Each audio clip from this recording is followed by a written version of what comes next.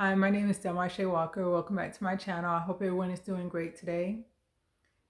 A while back, this is around the time when Russia invaded Ukraine, and when the Africans that was over there, the students that was over there, and they was leaving Ukraine, and they was talking about their experience of is running into racism and not being let on the train and different things like that.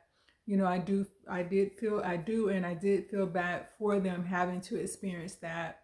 But at the same time, being in a European country and a European nation, it's kind of naive to think that you're not going to experience any type of racism. Even if you haven't experienced it in the beginning, at some point in time, you may experience it, especially being in a European nation. And I did a video on that, talking about different situations that you can run into throughout the world when it comes to being Black and racism. So I'm going to share that video with you right now.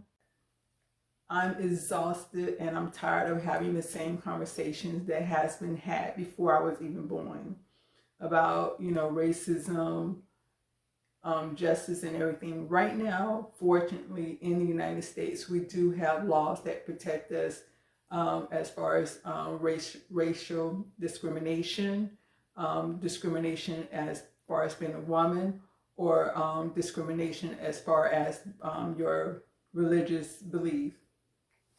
And my mindset, the way I'm thinking about this situation is this. Back in the days when, Black people could not go to certain locations, certain areas, because it was, segregated. And during those times, what the Black people would do, they would just get in contact with, kind of like through just conversations and just passing information along. They would say, hey, don't go, if you're in this town, make sure you don't go into this area because it can be dangerous for you. Or like those the professionals who sung or play instrument, musician, and they travel on the Chitlin circuit, they will also say the same thing. Let people know this is a safe place to go, this isn't a safe place to go.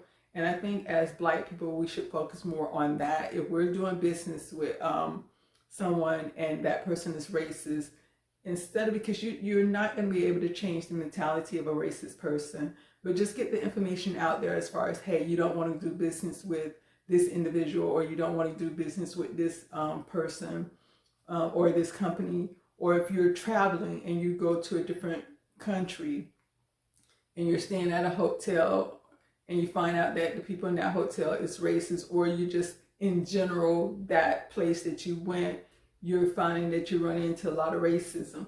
Just more or less put that out there for safety reasons, because you don't want someone else to come behind you and still have to experience that same thing. Just put that information out there. Hey, this, if you look like me, if you're Black, don't go here because the people are very racist and they can make you feel unsafe.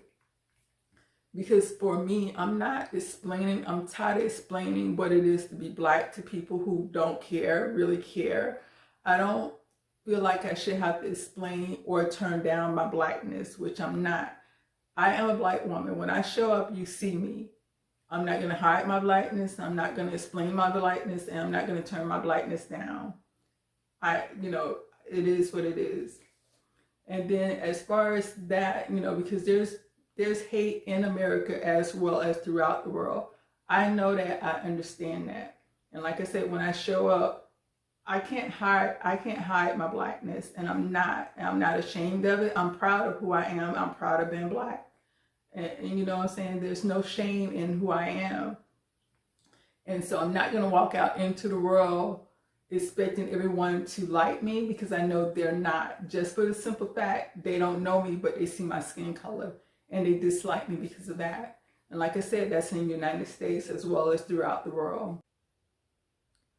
Okay, and so in that video, the main point I was trying to make is that you can't change a person, just like with us being Black, having the color skin that we have, being very melanated.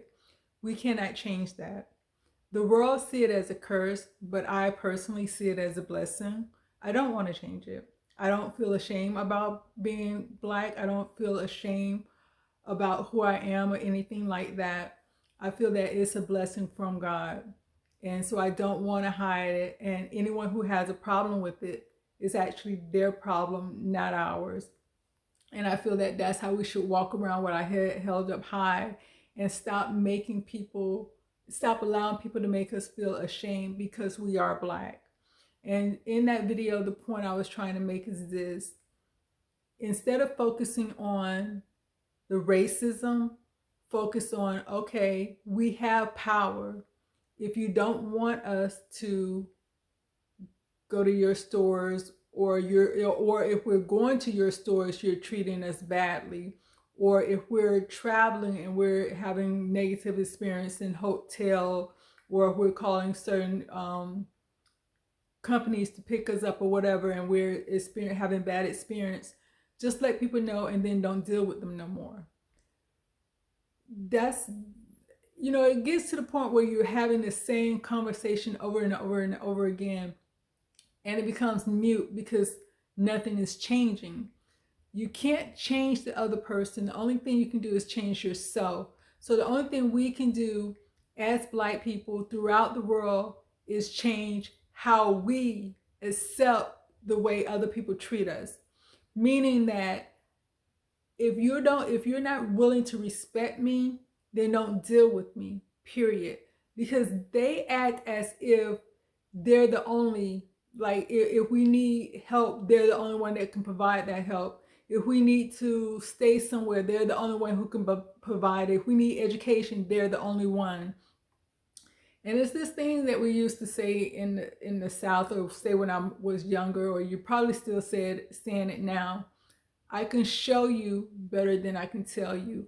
And that's the mentality that we need to have, because if we work together, if we stick together, and we go out in the world knowing that we have to look out for each other, we have to go back, because we as Black people, especially in America, we always talk about the motherland. We always talk about Africa. We always talk about how in Africa, before slavery ever happened, how we was kings and queens and how we had all this wealth. Well, we need to go back to that. And we need to hold our head up and walk around with that mentality of we are royalty. We are from a blessed land. We are from a land that is very rich in resources, to the point that everyone wants it. We have to go back to that. We have to go back to that village mentality, that we have to look out for each other. No one else is going to look out for us. So we have to look out for each other. And the majority of the time when they do deal with us, it's because they're benefiting more than we're benefiting. They will deal with us to get our money. They will deal with us to get our resources. They will deal with us to get everything else, our education, our knowledge, everything else, but then turn around and, S on us. So we have to stop that by saying, okay, we're not going to argue. We're not going to fight. We're not going to do any of that. We're just going to go ahead and have the village mentality and look out for one another to make sure that we're okay and to make sure that we're safe. That's all this is about. It's not about hate. It's not about revenge. It's not about none of that. What it's about is knowing who we are, walking in our truth, holding our heads up high, and having each other's back. That's all it's about. And it's another video that I want to share with you. What I'm hearing from you is, frankly, a lot of disappointment and a lot of pessimism about what may come out of this summit. Well, the point of the matter is, already nothing is going to come out of it, because it is a one-sided conversation. Right. Where is the agenda? The agenda should have been published way in advance. The African leaders should have been given an opportunity to also state their position, so they can come up with an African position that can then be discussed alongside the American position. So the fact that it is a one-sided conversation, that is yet going to be another useless meeting with no outcomes. But again, I'm going to keep emphasizing, the reason this is happening is because there is a disrespect for the Africans. there is a general feeling that we don't need to hear from the Africans. Their opinions do not matter. That wherein lies the problem. Why were the Africans not consulted? Why were the Africans not part of an agenda? Why was there not even an agenda like what happened during the FOCAC meeting with China? Those are some basic issues. No head of state. President Biden would not pick up and go to meet with any other leader in the world without an agenda. That simply doesn't happen. Right. So what makes the US think that they can engage African leaders without an agenda? Come to Washington, let me tell you what I want to do for you. Come to Washington, let me tell you what you need to do in your country. That game is an old game. Right. It's not going to work anymore. To be honest with you, if I'm to speak the truth, I hope a lot of heads of states don't come, because it is an insult. It is an abuse of the African leaders. It's a disrespect of the African leaders. Where is the agenda? Please respect the African leaders. Do unto them what you would want done unto you. So it's really a simple ask. let me ask you a question. You mentioned China and how China approaches this. I'm interested in what China gets so right. But is there a blind spot there? Are there problems in the China-Africa relationship from your perspective? Let me just hit the nail in the head and deal with the 10,000-pound gorilla in the room. Yeah. Racism as well plays a very important part. The disrespect of the Africans also goes back to a lot of the people who work in the US government, not all of them, but there's a significant of them who automatically assume that Africans do not know what they're doing. Africans need help. Africans need to be told what to do. And racism is also at the bottom of it all. We need to address the individuals who are going to be visiting Africa, engaging Africa. They must understand that Africans are equal to them. But when one goes to Africa with a sense of superiority, wherein lies the problem, because you are not going to engage those leaders who are going to come to the table as equals. You go in feeling superior, you come back feeling superior. That is not an issue with the Chinese. The Chinese are coming in. The Chinese, yes, if you don't negotiate with them and they win the game, then that's your fault. But they don't come in feeling superior. They understand that Africa has something they need. So they will come to the Africans. They will come and make sure that they let the Africans know that you matter to us, that our relationship with you does matter. That you don't get that feeling with the United States. You get the feeling that there's this sense of superiority, that you Africans, you ought to be glad that we are engaging you. You ought to be glad that we are inviting you to come to Washington. That sense of superiority, it has to change. Whether it calls for the United States to retrain their people as they engage Africa, but it is that which really goes to the bottom of why the engagements are not going to be as effective. They must take a page out of what Africa is doing. Let me say this. Chinese people didn't used to be that way, but they quickly changed their strategy. When they realized that the game they were playing was not going to work in Africa, they changed their strategy. And that's why, like I said it during my tenure, I'll continue to say it again. If this was a basketball game, the United States need to call for timeout. This is a new game, and it requires new rules of engagement. The United States must, first and foremost, make sure that racism is out of the picture. Africans are just as smart as anybody else. Africans are equal.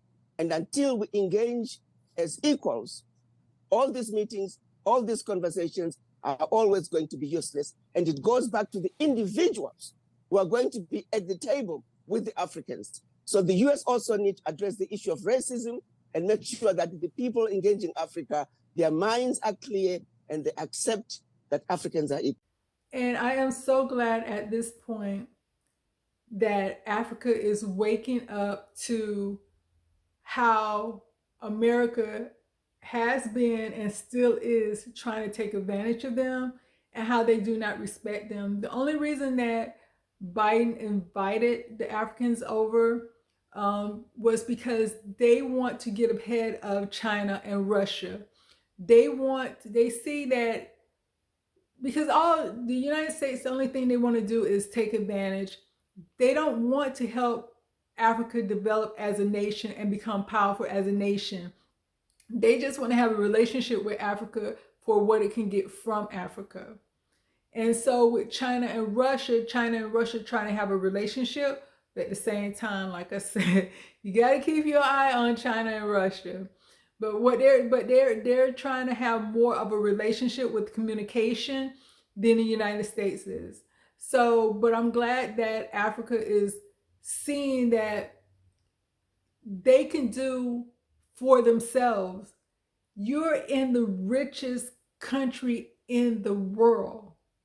The world, the world should be begging you. You shouldn't be begging the world for anything. You shouldn't want anything from the world. I understand the situation that you're in now, that yes, you do need help.